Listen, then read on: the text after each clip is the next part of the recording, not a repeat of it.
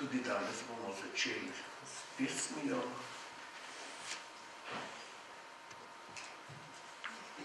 Prosim za sodelovanje.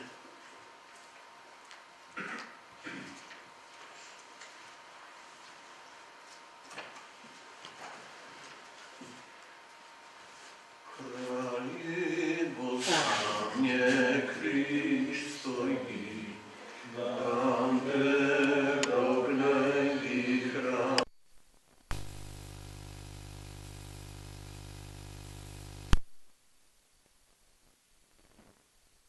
Što se vojskovati, o sveti križ, življenja luč, o sveti križ, nebeški ključ, ponižno te častimo, zvesto obljubimo. Zveličar skrižen vodi nas, zvesto za njim hoditi, svoj križ sprejeti zlednji čas in ga za njim nositi. O sveti križ, življenja luč, o sveti križ, nebeški ključ, ponižno te častimo, zvesto obljubimo.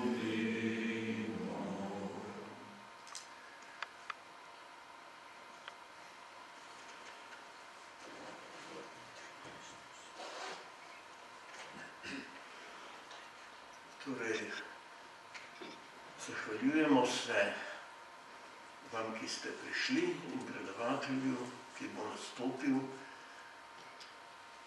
Bil je v službi tudi tukaj blizu, na Držini, in bo kar sam se predstavil. Po njegovem predavanju bo možnost za pogovor.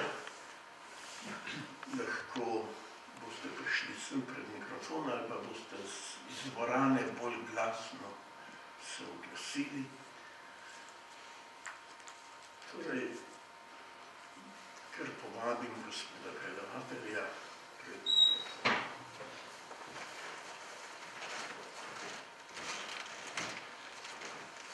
Dobro večer. Danes se bomo lotili mogoče ene take malo bolj neobičajne teme za postna premišljevanja, ampak mislim, da je vseeno zelo aktualna in je pravzaprav potrebno, da se vedno več o teh stvareh govori. Da se na začetku malo predstavim. Jaz sem Matic Zupančič, prihajam iz župnije Šmartin v Kranju. Sem mož in oče 3 otrok in se ukvarjam z informatiko že, oziroma z računalniki, z novimi tehnologijami. Se ukvarjam že več kot 15 let. Že kar vrsto let tudi sodelujem z nekaterimi revijami in sem pišoč in pišem za poljudne in tehnične članke za neke revije. Zaposlen sem v podjetju Moj servis, kjer skupaj s kolegom soustvarjava, bi rekel, eno tako poslovno pot. Kaj je pravzaprav namen današnjega dneva? To, da, oziroma današnjega srečanja, to, da nekako zavestimo in se sprašujemo o tem, kaj nam pravzaprav te nove tehnologije, s katerimi se sodobni človek srečuje, kaj nam prinašajo, kako se nas dotikajo, še posebej skozi, bi rekel, skozi naše otroke. Na 2 dela bo vse skupaj razdeljen. Prvi del bo en tak, bi rekel, malo bolj tehnični pregled, drugo pa bolj moje pričevanje o tem, kako sva se z ženo odločila, kako bova vzgajala najne otroke za življenje v tej digitalni dobi. Na začetku bi kar začel z Pavlovimi besedami: vse preizkušajte in kar je dobro, obdržite. To je eno tako vodilo, ki se ga držijo tudi papeži. Recimo, Benedikt je ta famozni iPad uporabljal,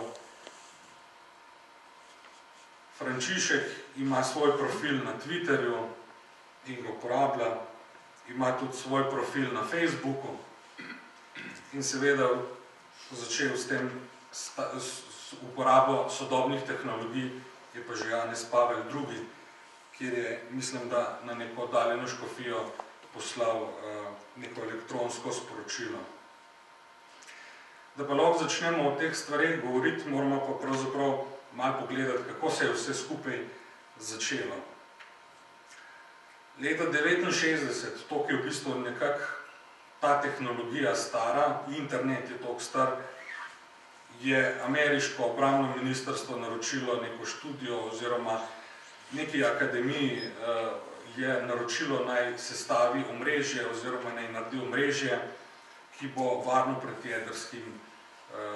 pred jedrsko vojno. In so ga naredili. In potem so se te tehnologije razvijale in razvijale in leta 1991 je nastalo pravzaprav to, čemur danes rečemo internet oziroma splet.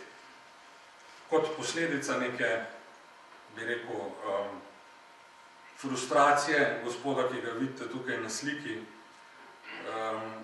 ko je hotel zorganizirati vso raziskovalno gradivo, ki so ga zbirali, je naredil nekaj, kar danes imenujemo splet. Zdaj, za mogoče tiste malo manj poučene, razlika med internetom in spletom je: internet je pravzaprav skupek tehnologij, medtem ko splet je samo tisto, kar vidimo na primer v internetnem brskalniku.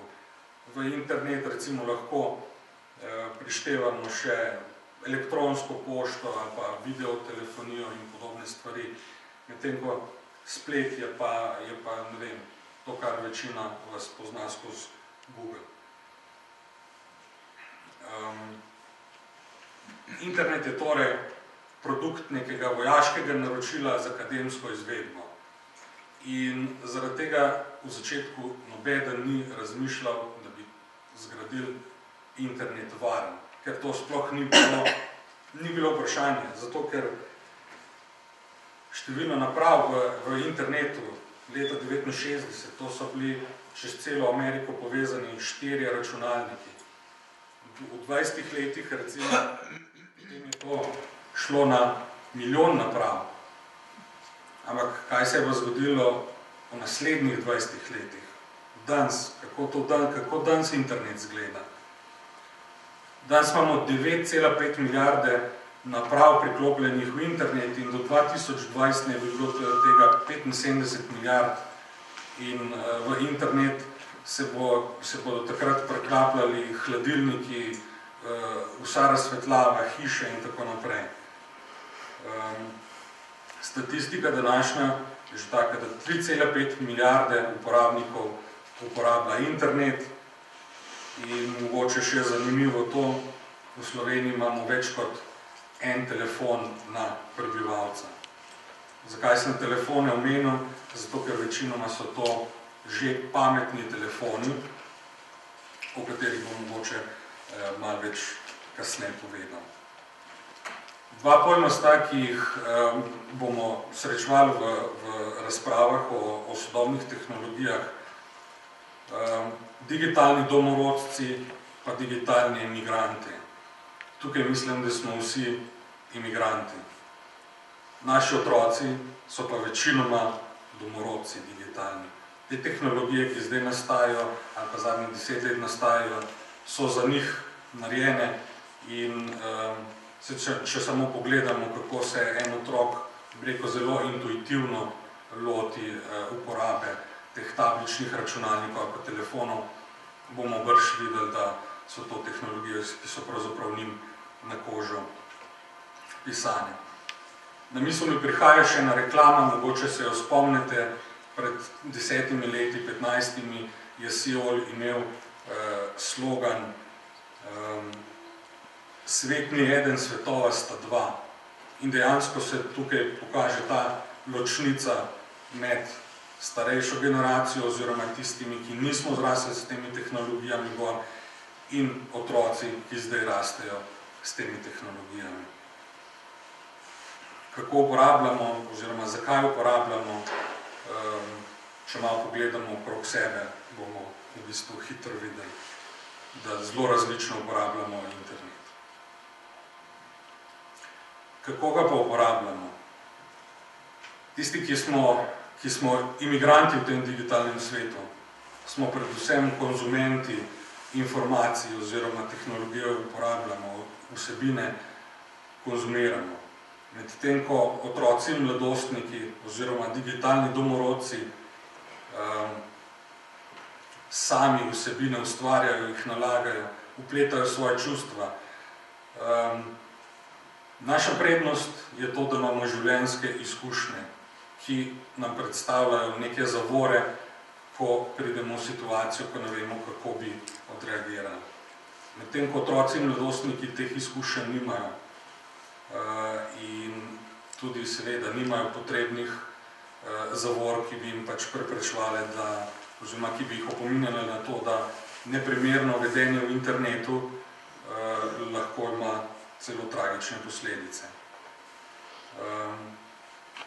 Upal bi si trditi, da je pravzaprav družba kot celota ji primanjkuje izkušenj z sodobnimi tehnologijami in zato v bistvu se vsi skupaj še nekako lovimo, ker nam tudi življenjske izkušnje marsikdaj ne pomagajo kaj dosti, ker se ne zavedamo, kako pravzaprav te tehnologije delujejo.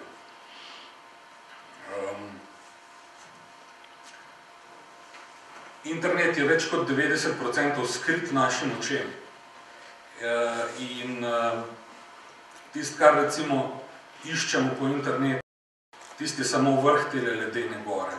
Ogromen je pa skritega uporabnikom oziroma tisti, ki želi poiskati, ali pa recimo kriminalne združbe, pa znajo to zelo dobro uporabljati.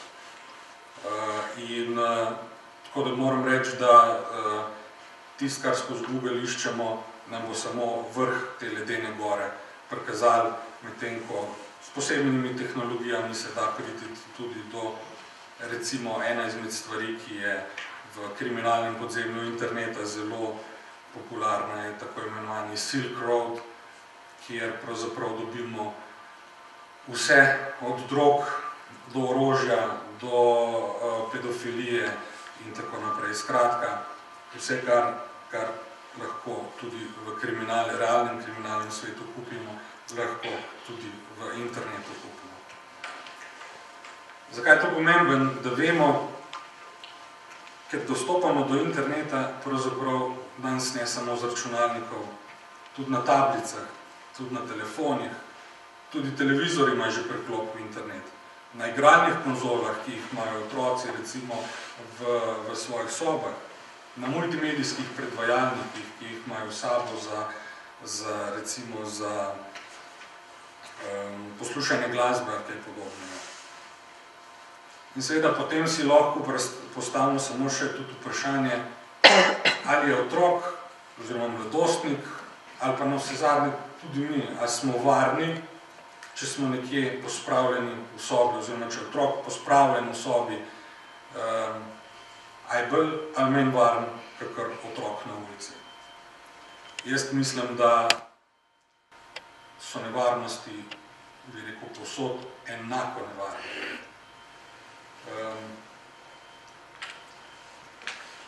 Nekemične odvisnosti, jaz sicer nisem strokovnjak na tem področju, tukaj recimo gospod Kramli predava po šolah precej na to temo. To so zelo velik problem, s katerim se tudi v Sloveniji zmeraj bolj soočamo, ker pravzaprav možgani možgani na enak način reagirajo na nekemično odvisnost.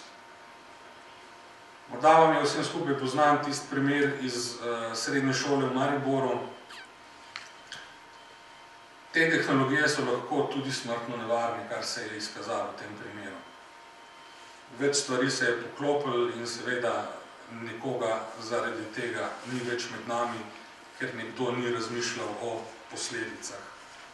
Kdo na obeh straneh se mi zdi, da se da najti krivca za ta dogodek. Zelo velika, bi rekel, velik problem je nadlegovanje na internetu. Tukaj recimo neke angleške raziskave so razmeroma sveže iz 2013, ampak slovenska mladina, mislim, da glede na to, da je svet globaliziran, nekaj dosti drugačna. Tukaj je nekaj statistike, ne? In ja, tudi v Sloveniji se že dogaja pedofilija, ki je bila v bistvu inicirana prek interneta. Čist konkreten primer, da mogoče tako malo začnemo bolj razmišljati, da se nas dotakne, je skratka, ta možakar je navezal prek Facebooka, se je predstavljal za nekega osnovnošolca, srednješolca, je z eno deklico vzpostavil stik in se je v bistvu zmenil za, se pravi, za zmeneka, ne?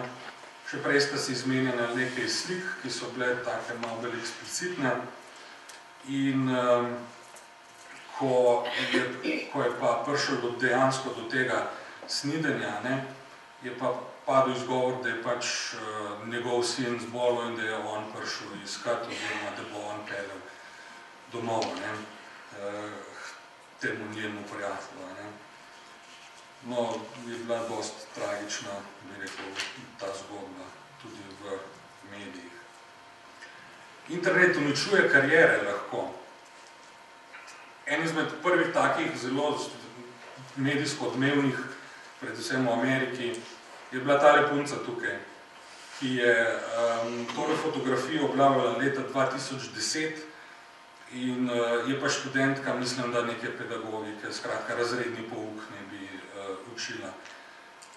In je univerza odrekla diplomo zato, ker kako bo vzgajala otroke v šoli, kako jih bo učila, če jim pa ne more dajati dobrega zgleda. In tale slika dejansko ne more biti zgled. Tako je bilo mnenje univerze. Še en podoben primer, malo mlajši, na Twitterju je tale gospa, oziroma gospodična, ki tudi ne bi delala z otroki, je se neprimerno izražala o svojih dijakih oziroma učencih in seveda kadi marihuano, ne. Tudi ona je izgubila službo. Mogoče še nedavn primer, ki tudi odmeva, izgubili smo, oziroma odstopil je sodnik pri nas, ne, zaradi tega, ker je mešal recimo to, kar ne bi v službi delal in s tem, kar je privatno, oziroma kje je sploh ključnica, to se danes sprašujemo.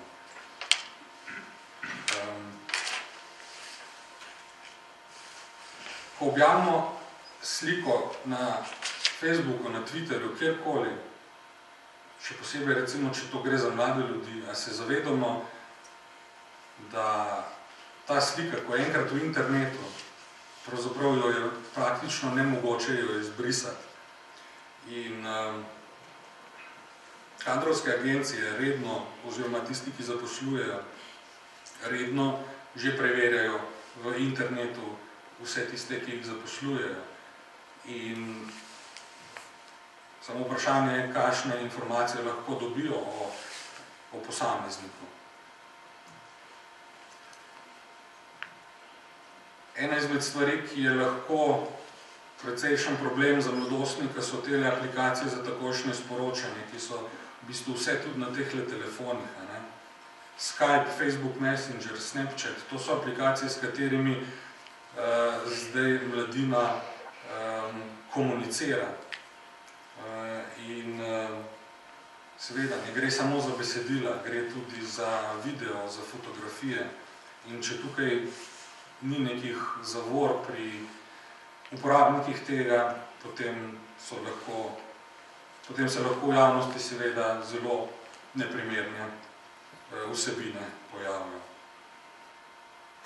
En izmed spletišč, recimo, kjer otroci lahko, oziroma mladostniki, ki to večino uporabljajo, lahko postavijo neko vprašanje in anonimneži, tudi jaz, na primer, lahko odgovarjam na to vprašanje, ki ga je nekdo z imenom in priimkom postavil.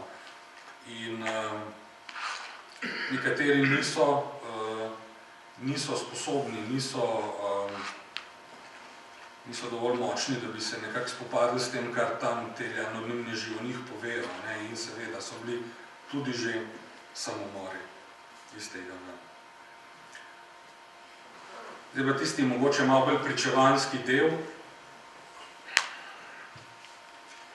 Kako vzgajava? Jaz imam srečo, da imam ženo, ki ima precej bolj, bi rekel, ima zelo pod streho popucan, kako je treba tem stvarem strešiti, ima tudi nekaj zakonske in družinske terapevtske izobrazbe, tako da na tem področju se jaz kar močno naslanjam na njena znanja in ji pravzaprav sledim. Ampak mogoče, če začnem na sebi, kaj jaz opažam na sebi, ko delam s temi tehnologijami, pravzaprav pretežen del dneva. Nekaj časa nazaj se je zelo veliko govorilo o tej multiopravilnosti, kako lahko počnemo več stvari skupaj. Jaz sem prišel do tega, da to pravzaprav je larifari, to se ne da.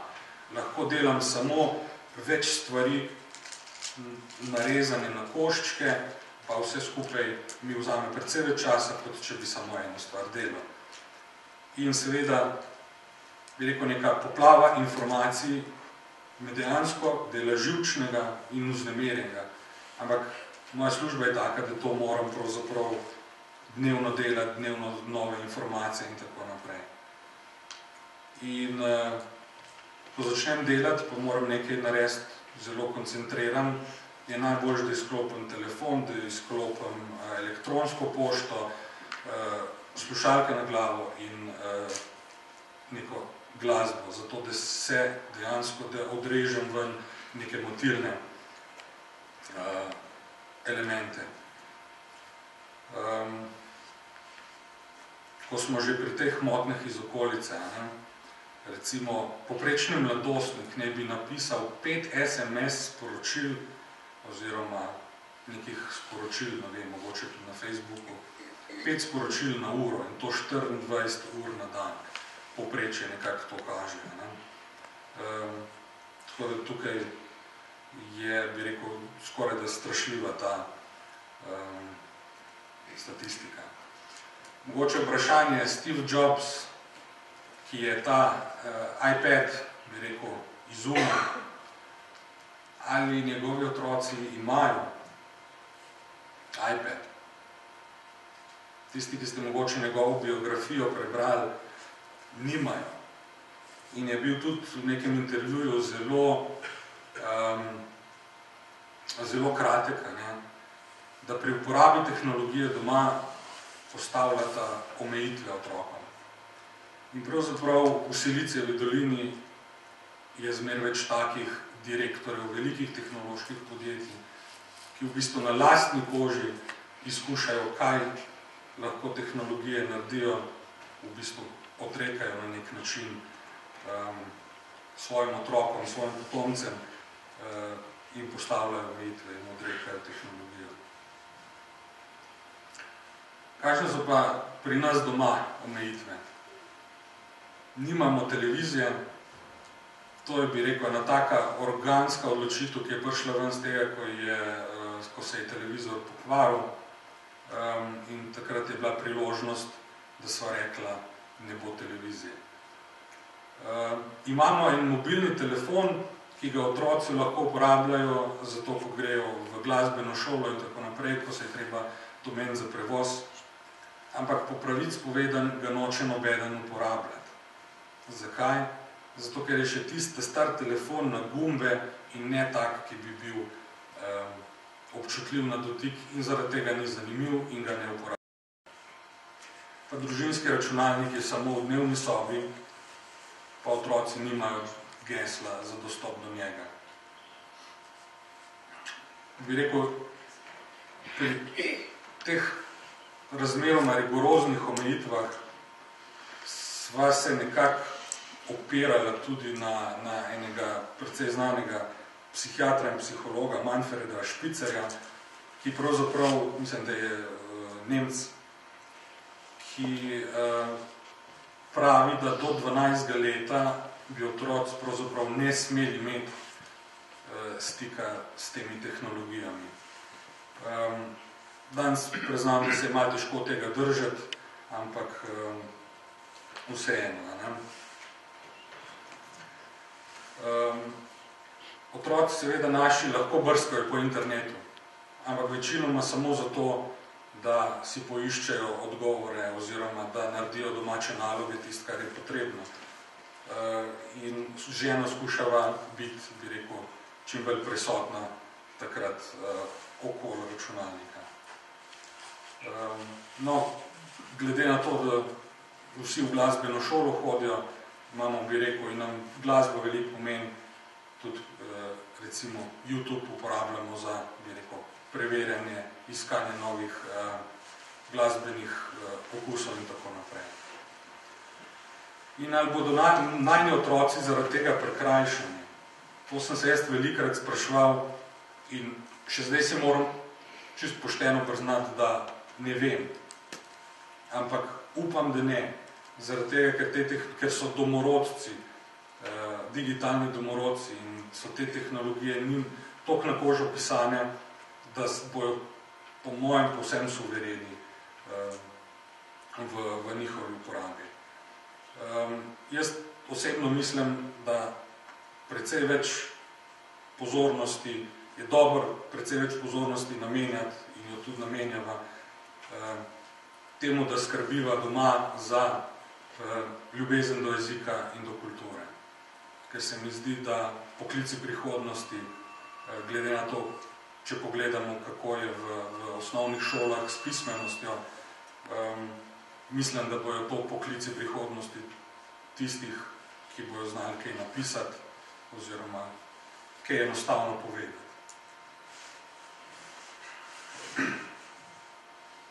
In mogoče še en tak primer od doma. Lansko let me je hčerka pride, ati, jaz bi pa imela Gmail, a mi lahko naštimaš?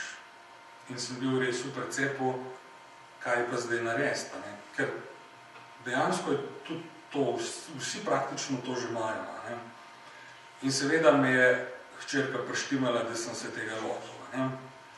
Ampak srečno me je rešila ameriška zakonodaja, ki pravi tako, da je treba biti 13 let star, da imaš lahko Google account oziroma da imaš lahko elektronski naslov. In pri večini teh stvari, kot so Facebook, Twitter, obstajajo pravzaprav identične omejitve. In tukaj me je pravzaprav Google rešil in sem lahko gladko svojo odgovornost, zakaj nočem, prevalil na Google. Google pravi, da nisi dosti stara in zato bomo še malo počakali. Nekaj napotkov, kako se zaščititi, oziroma kaj je odgovorno odnašanje na Facebooku, na internetu. Jaz osebno se držim, da čim manj objavljam o svoji družini, skušam čim več recimo o svojem delu. Nobenih fotografij lastnega doma, nobenih fotografij otrok, sploh pa ne, da bi še povedal, da gremo na dopust. In redno ego surfam. Kaj bi to pomenilo? Jaz sem Matic Zupančič in grem redno pogledati, kaj o Maticu Zupančiču se da dobiti na internetu. Sliši se mogoče tako zelo nenavadno, ampak to je mogoče ravno zaradi tega, ker imam sebe rad, in bi želel, da so na internetu, da se ne pojavljajo neke dezinformacije o meni. In zato jaz mislim, da je to zelo koristno, da lahko na vse zadnje tudi ukrepamo. Na Facebooku lahko, ali pa na Googlu lahko na vse zadnje zahtevamo umik nekih informacij, ki se tiče nas, pa seveda ne želimo, da se pojavljajo. Mogoče gre pa za klevetanje, kaj podobno. In seveda držim za tega, da je o meni osebno, razen mogoče moje telefonske številke, ki jo rabim za delo, da je pravzaprav o meni zelo malo informacij takih osebnih. Kako pa to pri otrokih speljati? Mogoče tako, da jih zmerno nadzorujemo, ampak to ne v smislu, da bi pa zdaj na Facebooku mogli postati njihovi prijatelji, ker s tem na vse zadnje jim ubijemo neko samostojnost in ne morejo biti več to, kar so oni. Kar precej se pogovarjamo o tem internetu, tako da tehnične prepreke so pa lahko pravzaprav dvorezen meč, zaležejo, ko so otroci zelo majhni in zaležejo za primere, ko bi recimo ponevedoma prišli v stik z nekimi vsebinami, ki niso za njih primerne. Naprimer, pred nekaj leti, ko to še ni bilo toliko, te filtri niso bili toliko razviti, je bilo kar precej nevarno palček smuk napisati v Google, zato ker je takoj padel ven, čeprav je bila to risanka, ki jo marsikaj še od nas dobro pozna, ampak so bile kar precej neprimerne vsebine. In seveda, mislim, da je primerno, da otrokom kar pravimo, da čim manj fotografij o sebi objavljajo, ker nikoli se ne ve z raznimi modernimi sredstvi, kot so photoshopi oziroma obdelava fotografij, nikoli se ne ve, kako lahko te fotografije so uporabljene in zlorabljene.